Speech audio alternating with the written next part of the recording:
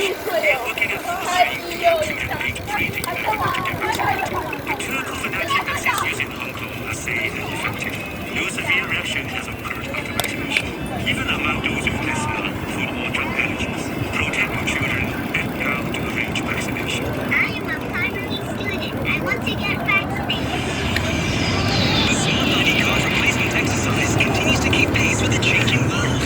If you hold the old form of Smart ID card and were born in 1983 or 84, or 1987 to 91, you must replace your ID card on or before July 23rd this year.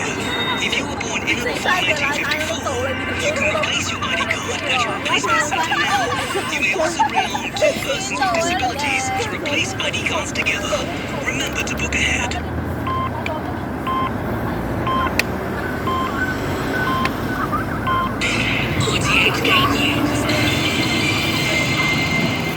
It's 11 o'clock on Benche, the top stories. Outgoing Chief Executive Carrie Lam promises her successor John Lee whatever help he needs to form his new government. The police charged 3 people involved in a social media chat group that allegedly promoted violence and hatred. And President Putin defends Russia's attack on Ukraine, describing it as a preemptive strike. The outgoing Chief Executive Carrie Lam says a system of patience administrating Hong Kong has been completely established following the election of John Lee as the territory's next leader. Speaking alongside her successor, Mrs. Lam pledged to offer whatever help Mr. Lee needs to form a new government. We will render John every assistance that he needs to form a new government, and including, of course, the much talked about reorganization of the government structure. At the same time, I and my administration will continue to fight this COVID-19 epidemic in order to enable the people of Hong Kong to return to normal life as soon as possible. Mr. Lee, for his part, said his office has begun working on the plan to reorganize the government structure.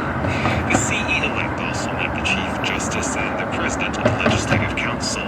He rounded off the day with visits to the central government's 4 offices in Hong Kong.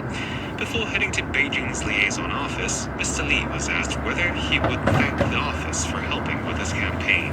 Now, I hope when people saw all these activities and the work that we conducted tirelessly every day, then I hope you will also reflect these activities to people of Hong Kong so that they actually saw how hard I work and how hard my colleagues work together with me. So it was my personal effort.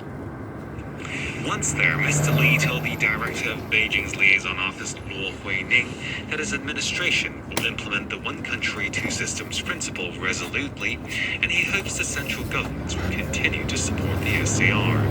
In a meeting with Chen Yaxiong, the director of the Office for Safeguarding National Security, the CE-elect said he will attach great importance to laying a solid foundation for development, adding that he thanks the office for supporting the SAR's work on protecting national security. The police have charged 3 people linked to what they describe as a radical social media chat group with incitement to commit wounding with intent. They will appear in Eastern Court tomorrow. Mike Weeks has the details. The police said the trio were among 6 people arrested on Saturday on suspicion of a range of offences, including publishing seditious articles and possessing offensive weapons. Officers said they seized a number of weapons during the operation, along with suspected dangerous drugs. The 6 arrested are said to be students, a computer technician, and a warehouse worker aged between 16 and 36.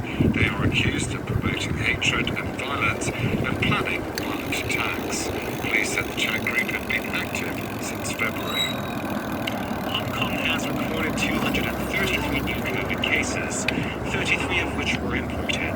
1 new COVID-related death was also reported. The Center for Health Protection says the investigation is still ongoing into a cluster linked to a Yuen Long restaurant. A cook at the restaurant has also tested positive. Dr. Chuan Shukwan from the CHP said officials will look into whether or not he belongs to the cluster or contracted the virus elsewhere.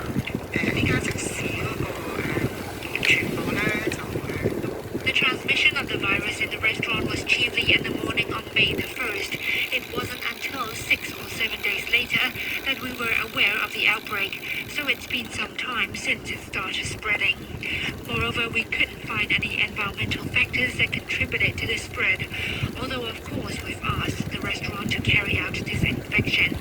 We're now looking to see if there's any larger scale transmission between diners and staff, but we believe the outbreak was caused by short-range airborne transmission, since those affected sat primarily in the center of the restaurant. President Putin has described his decision to attack Ukraine as a preemptive strike in a speech at a huge military parade for the anniversary of the defeat of Nazi Germany. Addressing troops on Moscow's Red Square, he alleged without evidence that Kyiv had been planning military operations in Crimea and Donbass. And on to the weather, mainly cloudy with a few showers, a few thunderstorms later tomorrow, and the outlook continuous showers in the middle and latter part of this week. Currently, it's 25 degrees Celsius, humidity 84%. RTHK time has just gone 5 minutes past 11. Infectious diseases expert Joseph Tsang says the government should consider requiring people to show a negative rapid test results before entering places where masks are exempted, such as restaurants.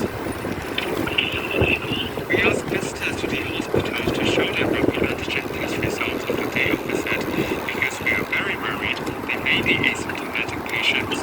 Children also need to do rapid tests before going to school.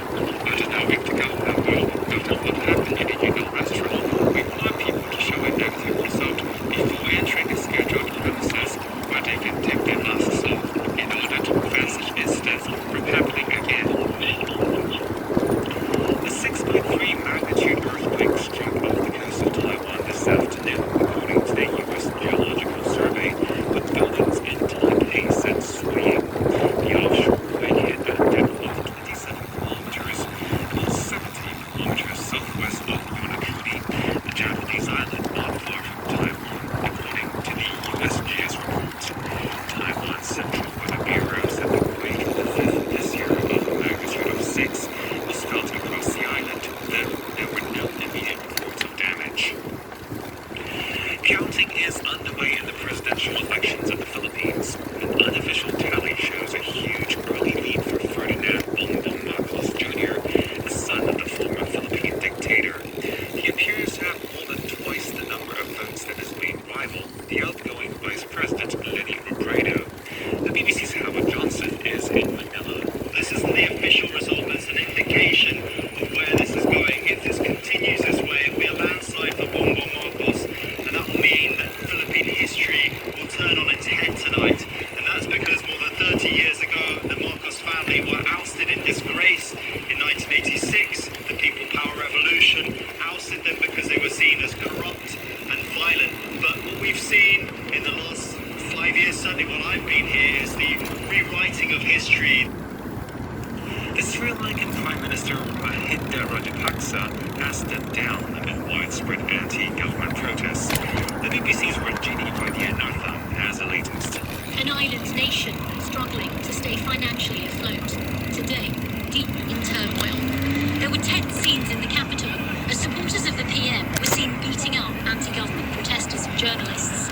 Later, some of the group destroyed the protest site in the city's seafront, where demonstrators had peacefully set up camp for weeks.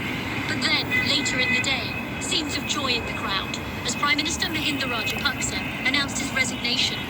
In a letter, he blamed COVID and the global economic crisis for the country's financial woes, though many blame his government's policies. The European Union has rejected British suggestions that parts of the Brexit agreement should be renegotiated. London has been seeking changes to the Northern Ireland Protocol. The BBC's Jessica